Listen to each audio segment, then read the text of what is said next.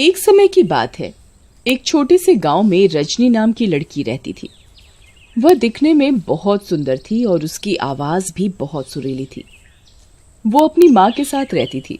वो क्लास 5 में पढ़ती थी। वो पढ़ाई में काफी होशियार थी। उसे सभी बहुत प्यार करते थे। वैसे तो उसे किसी चीज की कमी नहीं थी, फिर भी वो उदास रहती थी। उसकी उदासी का एक ही कारण था, उसके पापा। उसने अपने पापा को कभी नहीं देखा था। वो अपने पापा के बारे में हमेशा सोचती रहती थी कि उसके पापा उसके साथ क्यों नहीं रहते। रजनी की माँ हमेशा यही कहती, बेटा तेरे पापा शहर गए हैं, उन्हें वहां बहुत काम रहता है, तभी नहीं आ पाते। एक दिन रजनी अपनी माँ से बात करती है, माँ मेरे पापा कब आएंगे? रजनी बेटा तेरे पापा को शहर में बहुत काम रहता है ना, तभी नहीं आ पाते। माँ आप हमेशा ऐसा ही कहते हो, मैंने अपने पापा को बहुत सालों से नहीं देखा, पापा कब आएंगे? आ जाएंगे बेटा। माँ रजनी को उसके पिता के बारे में बताकर दुखी नहीं करना चाहती थी।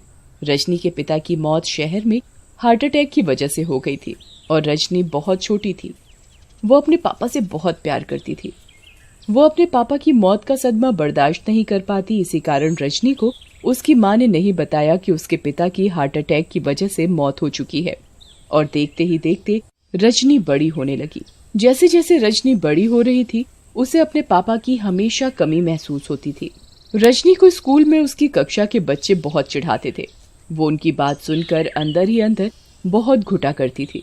एक दिन रजनी के स्कूल में पेरेंट्स टीचर मीटिंग होती है। मेरे पापा शहर में बहुत बड़ी कंपनी में काम करते हैं, उन्हें यहाँ आने का समय नहीं मिल पाता, इसीलिए वो बाहर ही रहते हैं, ऐसा माँ मुझे बताती है। रजनी अपने दोस्तों की बात सुनकर बहुत परेशान हो जाती है और वो अपने घर जा रही होती है। तभी बीच में कब्रिस्तान पड़ता है। रजनी इस बात से अनजान होती है कि वो एक कब्रिस्तान है। रजनी कब्रिस्तान के अंदर घुस जाती है और एक कब्र के ऊपर बैठकर बहुत जोर जोर से रोने लगती है। कोई भी मेरी बात नहीं समझता। मैंने अपने स्कूल में सब दोस्तों को अपने पापा के बारे में बताया है, पर कोई मेरी बात मानने को राजी नहीं। मुझे बहुत दुख होता है जब कोई मेरे पापा के लिए उल्टा बोलता है। मैं भी अपने पापा को आज तक नहीं देख पाई। पापा आप किधर हो? मेरे पास आ जाओ ना, मुझे मेरी क्लास के सारे बच्चे बहुत चिढ़ाते हैं। रजनी जिस कब्र पर बैठकर रो रही होती है, उसी कब्र से एक भूत निकलकर बाहर आ जाता है। ये देखकर रजनी डर जाती है। तुम डरो मत बच्ची। तुम कौन हो? अभी तक तो इधर नहीं थे, एकदम से तुम यहाँ मेरे सामने कैसे आए? तुम भूत हो? तुम डरो मत बेटा। हाँ, मेरी मौत हो गई है, अब मेरी आत्मा भटक रही है, पर मैं कभी किसी का बुरा नहीं करता।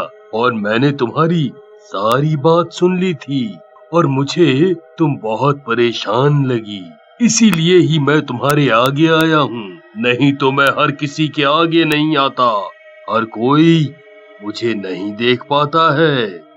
नहीं, मुझे तुम्हारी कोई बात नहीं सुननी, तुम जाओ यहाँ से। रजनी की बात सुनकर भूत बहुत जोर जोर से रोने लग जाता है। अरे क्या हुआ, तुम रो क्यों रहे हो? तुम्हें लग रहा है मैं तुम्हें परेशान कर रहा हूँ, मैं तुम्हें डरा रहा हूँ, पर वास्तव में ऐसा कुछ नहीं है।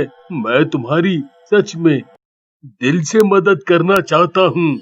मुझे तुम्हारे अंदर अपनी बेटी दिखी। जब मैं मरा था, मेरी बेटी भी तुम्हारी जितनी ही बड़ी थी। भूत रजनी को अपनी सारी बात बताता है और बहुत रोता है। भूत सारी कहानी बताने के बाद, मैं इसीलिए ही तुम्हारी मदद करना चाहता हूँ। तुम्हें जब भी कोई परेशान करेगा तुम्हारे पापा को लेकर, या तुम जब भी मुझे दिल से याद करोगी, मैं तभी तुम्हारे आगे हाजिर हो जाऊंगा। ठीक है। भूत रजनी को एक पत्थर देता है। देखो रजनी, ये कोई मामूली पत्थर नहीं है जो मैं तुम्हें दे रहा हूँ। इसी पत्थर के जरिए हम मिल सकते हैं। ये पत्थर किसी के हाथ ना जाने पाए, याद रखना ये बात। ठीक है। तुम जब भी इस पत्थर को अपने हाथ पे घिसोगी, मैं तुम्हारे आगे आ जाऊंगा। भूत रजनी को वह पत्थर देता है और जब भी वो संकट में हो तो उस पत्थर को अपने हाथ पर घिसने को बोलता है। भूत रजनी को पत्थर थमा देता है और रजनी उसे वहीं चुपचाप अपने बैग में रख लेती है। रजनी घर जाकर अपनी मम्मी को स्कूल में पेरेंट्स टीचर मीटिंग का बताती है। माँ, हमारे स्कूल में कल पेरेंट्स टीचर मीटिंग है। आपको कल हमारी मैडम ने बुलाया है। अरे बेटा, कल तो मैं आपके स्कूल नहीं जा पाऊंगी, कल तो मुझे बहुत काम है। रजनी अपनी माँ की ये बात सुनकर मायूस हो जाती है।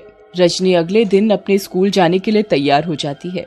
आज तो मेरी क्लास में मुझे बहुत ही ज्यादा डांट पड़ेगी। मैडम हमेशा बोलती है कि अपनी मम्मी के साथ अपने पापा को भी मीटिंग में लेकर आओ।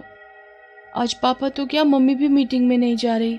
आज मुझे मैडम से बहुत डांट पड़ेगी। रजनी बहुत हिम्मत करके स्कूल जाती है। रजनी के स्कूल में बच्चे अपने माता पिता के साथ पेरेंट्स टीचर मीटिंग के लिए आ रहे होते हैं। तभी रजनी की क्लास की एक बच्ची उसे बोलती है, अरे रजनी, आज भी तेरे पापा नहीं आए? कैसे हैं तेरे मम्मी पापा? पहले तो पापा ही नहीं आते थे, आज तो मम्मी भी नहीं आई है तेरी। अब देख, मैडम तुझे कितना डांटेगी। बच्ची की ये बात सुनकर रजनी बहुत जोर जोर से रोने लगती है। रोते रोते उसे याद आता है कि भूत ने उसे एक पत्थर दिया था और बोला था जब भी उसे अपने हाथ पर घिसोगी तो वो भूत उसके सामने हाजिर हो जाएगा। रजनी अपने बैग से वो पत्थर निकालती है और उसे जोर से अपने हाथ पर घिसती है और भूत को याद करने लगती है। पत्थर के घिसने के साथ ही भूत रजनी के आगे हाजिर हो जाता है। रजनी उसे देखकर बहुत जोर जोर से रोने लगती है। अरे रजनी, क्या हुआ तुम्हें? तुम ऐसे रो क्यों रही हो? रजनी रोते रोते भूत को सारी बात बताती है।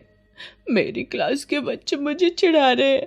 आज पेरेंट्स टीचर मीटिंग है, सब बच्चों के माता पिता उनके साथ आए हैं।